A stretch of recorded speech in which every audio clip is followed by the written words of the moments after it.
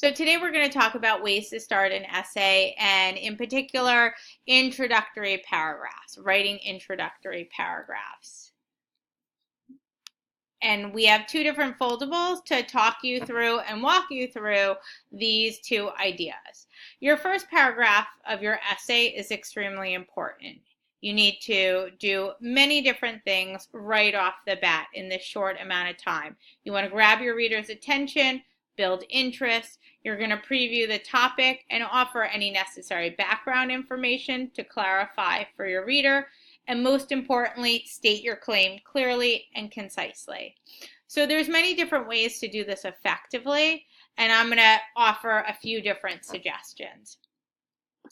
In 6th and 7th grade, you learned about the BLT.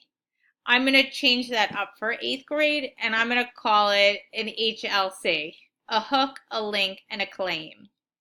So this is one strategy for your introductory paragraph. Your hook, rather than a broad statement, is 1 to 2 sentences that grab your reader directly and address the prompt. You could even actually steal words directly from the prompt and ask a question, share a definition, use a quote. But right off the bat, your hook, it's like a handshake. It needs to be firm, clear, and grab your audience to make them want to continue reading. Your linking information is where you state the genre, the title, the author of the piece. You might need to mention important characters in one sentence, give a summary to expand on the broad statement, and give some context for your reader. The claim, that's your most specific statement. That is the last sentence of your introductory paragraph, and it should discuss exactly what you will prove and how you'll prove it. So writing a strong claim, that is essential. Your claim is like a billboard or a roadmap for your essay. It's a single sentence, one sentence, that tells the reader exactly where you are going to go throughout the essay. So it should provide your reader with a framework for your essay, because each paragraph should be aimed at proving your claim, and each sentence should be aimed at supporting and proving your claim. And as I said, that statement is the last sentence of your introductory paragraph. It does not go anywhere else. So let's look at just an example of bad and good. So our claim, we're taking a stand on an issue that we're writing about. In this particular case, we're asking you to write about the central idea in your social justice book. So our claim is not that All American Boys is about bad cops. We want to be more detailed, more specific to clarify for our reader. So here we have a stronger example that says Malala stands up against the Taliban, showing the world that one person can make a difference in the face of injustice. So it's tapping into that central idea of one person can make a difference in the face of injustice. It's clear in saying that Malala stands up against the Taliban, showing the world. So we want to make sure that in our claim, we are specific and we are clear what we are focusing on and trying to prove throughout. In your introductory paragraphs, there are no I statements, there are no you statements, there are no we. I don't want to see my opinion, I believe. As you can see, all in all, in conclusion does not belong in your introductory paragraph at all, and it's quite elementary. So then you're probably saying, how do I start? Where do I start? That's where the second foldable comes in, ways to start an essay. And if you look closely, you will see that there are 6 different strategies for you to try out and ways to start an essay. So I'll give you a few moments right now. You're going to cut the perimeter of this foldable. You are going to cut across the dotted lines so that you actually have 6 small tabs. Each of those tabs is related to one of the strategies for you to try out. So before you glue anything down, you'll see that we've folded in the like shutters so that we see the words on the outside. If you want some more concrete directions, you're folding the labeled squares inwards and snipping the dotted lines. You can use a straight edge or draw lines to clarify where to write when the foldable is open. We're going to write our examples on the inside and then glue it into the notebook last after we write on the inside.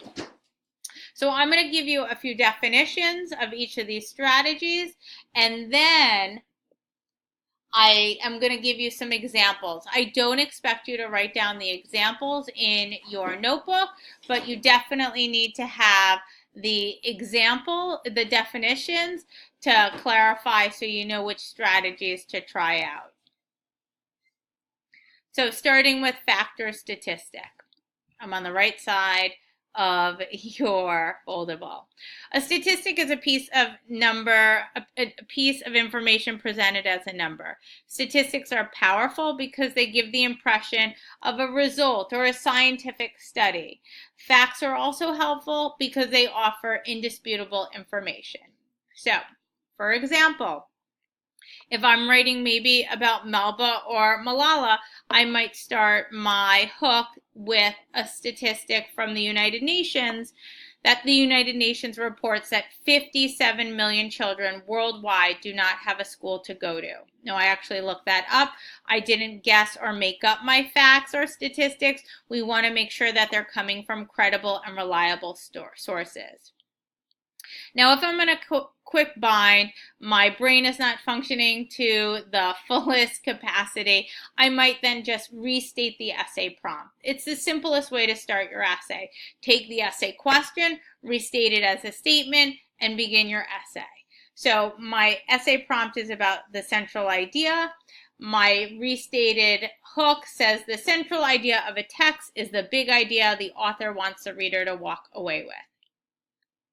So we have 4 other strategies to help you start your essay. A telling quote. You can actually use a quotation from the book that you have read, or you can use somebody else's words or a reference to help draw in your main ideas of your essay. So I'm going to hook my reader with a quote from Martin Luther King Jr., who said, "Injustice anywhere is a threat to justice everywhere."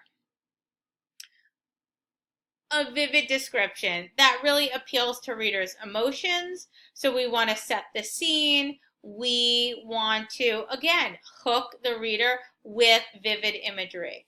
You're sitting at school, getting an education with pens, pencils, and notebooks around you. The freedom to go to school and learn is given in your country, state, and community.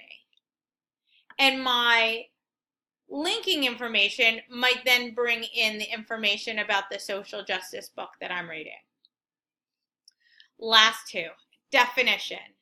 That's where we explain the meaning of a word or a term that's relevant to the essay prompt and the claim.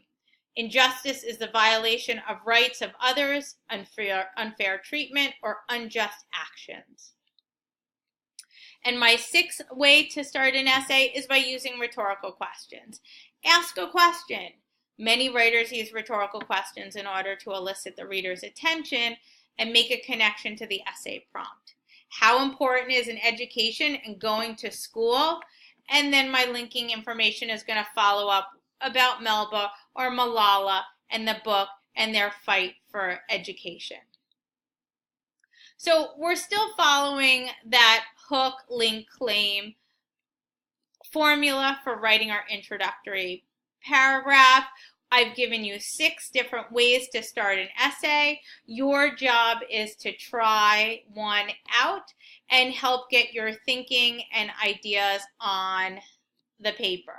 So we're going to turn our attention to writing now and that MPO, our multi-paragraph outline, and begin drafting our introductory paragraph based on what we've learned. I can't wait to see your intro paragraphs and the ideas that you came up with today.